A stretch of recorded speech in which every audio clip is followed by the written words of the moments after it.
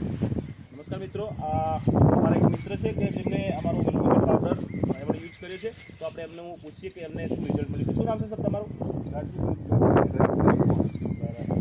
તો તમે મિલ્કોફેટ અમારું ચાલુ કર્યો છે, ગાયને ચારે છે કે ભેંસને? ના, ગાયને ચારે છે. બરાબર. ભેંસને બી ચારે છે. બરાબર.